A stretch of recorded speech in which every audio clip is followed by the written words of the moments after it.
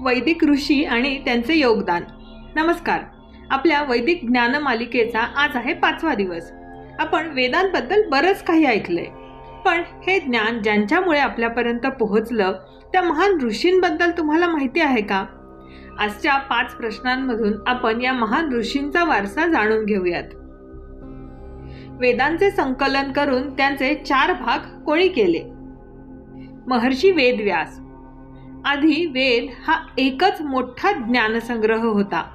महर्षी व्यासांनी कलयुगातील मानवाची बुद्धी आणि स्मरणशक्ती कमी होईल हे ओळखून अभ्यासाच्या सोयीसाठी त्याचे यजुर्वेद, ऋग्वेद, सामवेद आणि अथर्ववेद असे 4 भाग केले। म्हणूनच त्यांना वेदव्यास म्हटले जाते। ऋग्वेदातील सरस्वती सूक्ताचे ऋषी कोण आहेत? ऋषी गृत्समद। ऋग्वेदाच्या 2ऱ्या मंडळाचे बहुतांश मंत्र ऋषी गृत्समद यांनी दर्शन केलेले आहेत। सरस्वती नदीची आणि सरस्वती देवीची अत्यंत सुंदर स्तुती या सरस्वती सूक्तामध्ये त्यांनी केलेली आहे। सप्तर्षींमध्ये कोणाचा समावेश होतो? ऋषी कश्यप, अत्री, वसिष्ठ, विश्वामित्र, गौतम, जमदग्नी आणि भारद्वाज।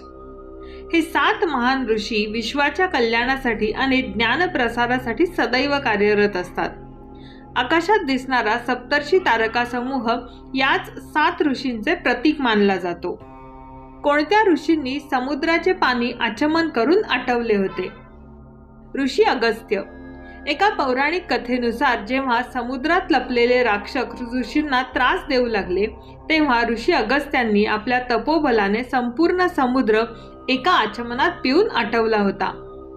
ऋषी अगस्त्यांनीच विंध्य पर्वत ओलांडून दक्षिण भारतात वैदिक संस्कृती नेली अशी देखील मान्यता आहे। वेदांमधील मंत्रांची रचना करणाऱ्या ऋषींना काय म्हटले जाते? मंत्रद्रष्टा ऋषी। आपण म्हणतो की ऋषींनी मंत्र तयार केले, पण वैदिक भाषेत त्यांना मंत्रद्रष्टा म्हणजे मंत्र पाहणारे म्हटले जाते। याचा अर्थ असा की हे मंत्र आधीपासूनच विश्वात अस्तित्वात होते। ऋषींनी कठोर तपश्चर्या आणि ध्यान अवस्थेमध्ये ते पाहिले आणि त्यांना ते प्राप्त झाले। म्हणूनच वेदांना मानव निर्मित न मानता अपौरुषेय मानले जाते। आज आपण आपल्या महान मंत्रद्रष्टा ऋषींबद्दल जाणून घेतले। तुमचे 5 पैकी किती प्रश्न बरोबर आले? कमेंटमध्ये मला नक्की सांगा। आपल्या प्राचीन ऋषींचे हे दिव्य ज्ञान जगापर्यंत पोहोचवण्यासाठी हा व्हिडिओ शेअर करा। आणखी प्रश्नांसाठी वैदिक विज्डम मराठीला आता सबस्क्राईब करा।